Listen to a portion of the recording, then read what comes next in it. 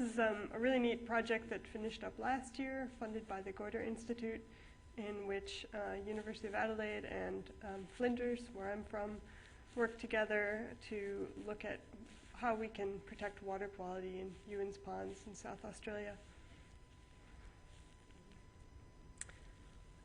Probably, hopefully, most of you know where Ewan's Ponds is.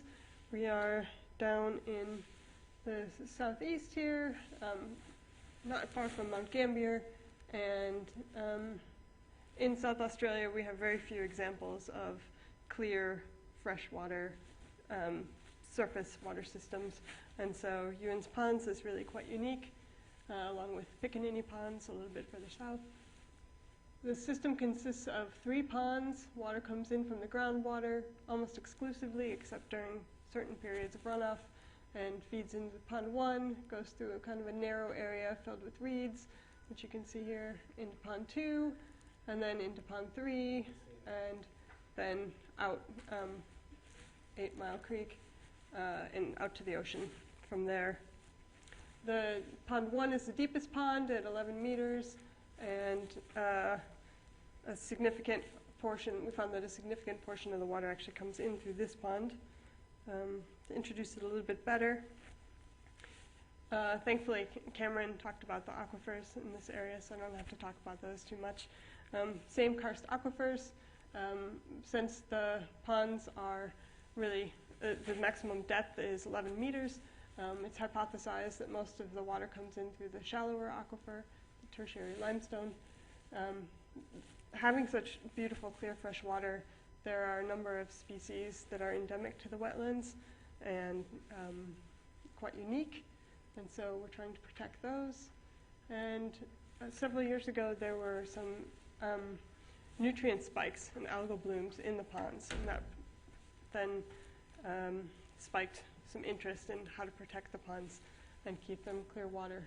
So we want to prevent the epiphytic growth and keep the macrophytes, while at the same time the ponds undergo a lot of pressure from changes in land use.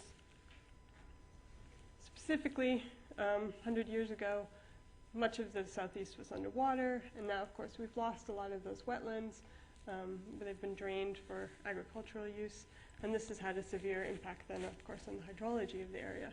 And as those water levels also decline, as we lose those wetlands, then that has a major impact on the wetlands themselves. And of course, irrigation has increased, and with center pivot irrigation increasing in the area now, the amount of water that can be drained out of the system quickly has really increased. Okay, so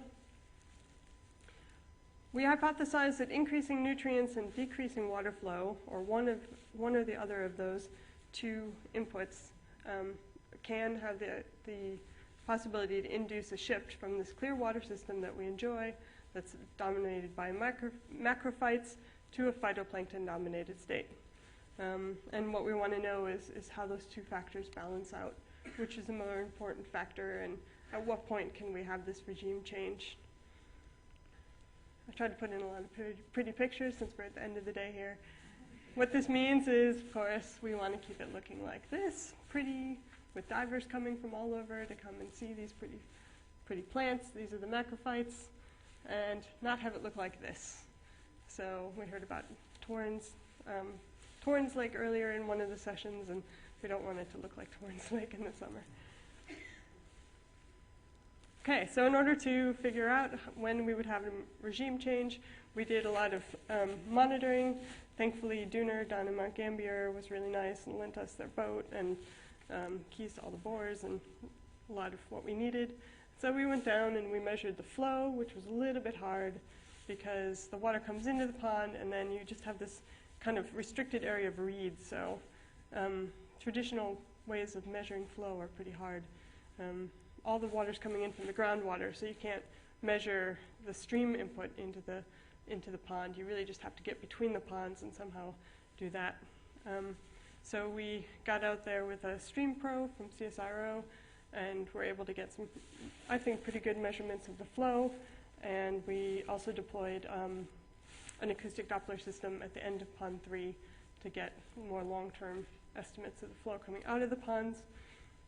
We also installed buoys with temperature and salinity sensors on them.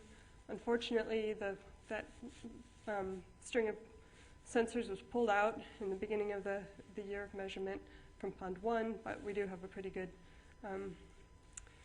feeling for how the salinity and temperature changed in the ponds over a year's time. Harder was to measure the nutrients. For the nutrients, unfortunately, we could only kind of get a snapshot where we went out and collected nutrient samples at each of the times.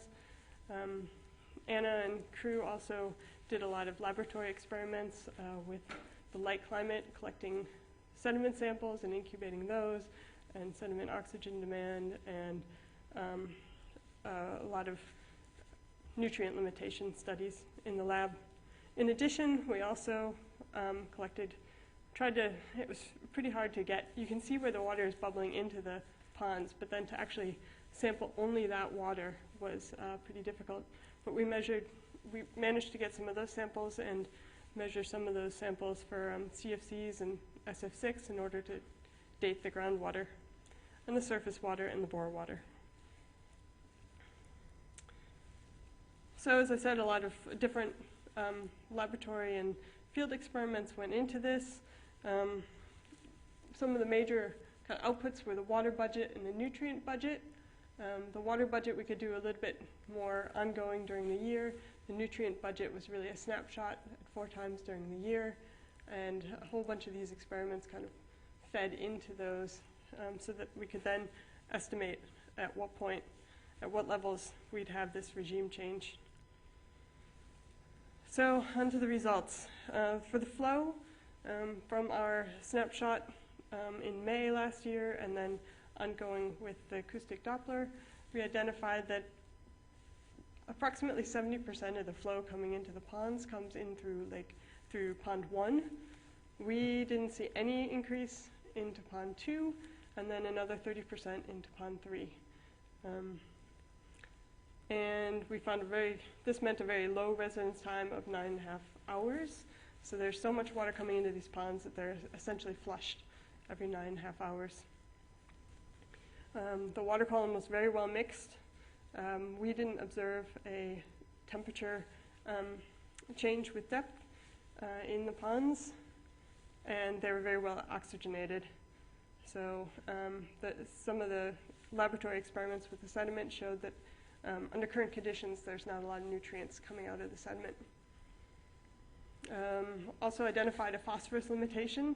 The phosphorus levels were about 0.01 milligrams per liter, whereas the nitrogen levels were 5 to 6 really milligrams per liter, so much higher nitrogen than phosphorus. And most of those nutrients were coming from the groundwater entering Pond 1. And finally, the water age. This is the parent water age, or parent recharge age, which doesn't give us, this is a little misleading saying that the water actually entered the groundwater between 77 and 88, because of course the tracers are a parent recharge, but it does give us kind of a approximate age of the water so that we can then do something like this, which is, to me, the coolest part about all of this. If we look at fertilizer use since 1950 and up to present, and this is over all of Australia, unfortunately not only in the southeast, but we see a definite trend where we had relatively low fertilizer use for a long time, and then it really started to go up between 1990 and about 2005. And so if we say that our apparent age is 25, 37 years, then we can see that essentially the water that's entering the ponds is coming from a time when there was a lot lower fertilizer use, which means that we expect that into the future we could really see increasing nutrients coming into the ponds from that groundwater source, which is the only source to the ponds. So I thought that was really exciting. Some of the results of the modeling, the phytoplankton will grow, can grow at quite high rates.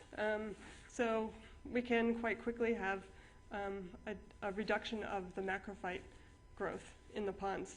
This can occur at very low increases in the total phosphorus. For example, right now I said we had total phosphorus levels of about 0.01 to 0.02. Well, anything greater than 0.02, Anna saw was sufficient to support a lot higher chlorophyll levels, so more of that epiphytic algae. But this can only happen if the level of water in the ponds reduces. So we talked about it being a 9.5 hour flushing rate right now, and that corresponds to, we had about 1.2 cubic meters per second of water is what we measured coming out of pond 1, and this I think is quite similar to what Cameron had measured in about 5 years earlier in a study of Ewan's ponds. But if we go back to like 1980, that was the rate of water flowing through the ponds was almost twice as much. So we're really in a system here that's already kind of on the edge. So although it's not a big shift in nutrients or reduction in water that might lead to a change in the regime. So again, the most important factors that we found to control the risk of this regime change was the flow, need to keep that high flushing and oxygenation through the low residence time, and the availability of phosphorus, which we can't really control. We saw that it's likely to increase. I showed you that curve of increasing fertilizer use over time. When I looked further into that, it's mostly increase in phosphorus fertilizer that happened in that time. So we'll have to see if I'm right with that, but hopefully not. Yeah, like I just said, hopefully the total phosphorus won't increase, but our historic fertilizer use kind of shows that it's likely. And if we lose that flow, then unfortunately it's going to have some dire consequences. Some of the other things that came out of it is we'd really like to do some more long-term monitoring of nutrients and flow in there, and it would be really nice to get a more detailed study of the nutrient levels. We really saw that sampling the nutrients 4 times during the year and getting a seasonal snapshot was very minimum. So it would be nice to go back and sample more often. Thanks.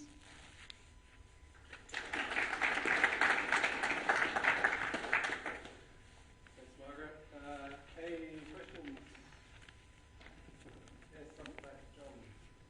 Just wondering about any sort of top-down controls on the algae. You know, something that's going to graze the pesticide to reduce the potential for shading. I mean, straight in the water management on the pesticide. I don't, I'm not an expert on the ecological side of it, but I don't think that there are razors for that because, you know, the system kind of evolved in a under macrophyte-dominated conditions. If that epiphytic stuff occurs under high nutrient content, and I think it's kind of bad for the whole system. Does that answer your question? It does. Okay. We also have a report out about this if anyone would like more information on all the ecological experiments that went on. Ben? Yeah, so there's a lot of epiphytic algae already there. Mm. Do you know much about whether that has changed through time or not? Because the water itself is quite clear. I believe it's always been quite clear. But what about the epiphytes? I think that they've increased. Again, that's a question for my colleague Anna. I'm not sure that there's a lot of historic data on the epiphytic algae and levels of it. Can I ask a follow-up question? Sure. Do you know also much about the historic nutrient concentrations in the water? You gave us some of the ones that you measured, but do you know whether that's increasing through time? I don't know. Again, that's where it would be nice to see if our snapshots.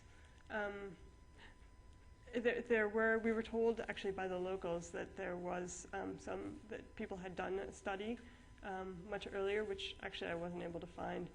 but there's been no ongoing data, so there's been a couple of snapshots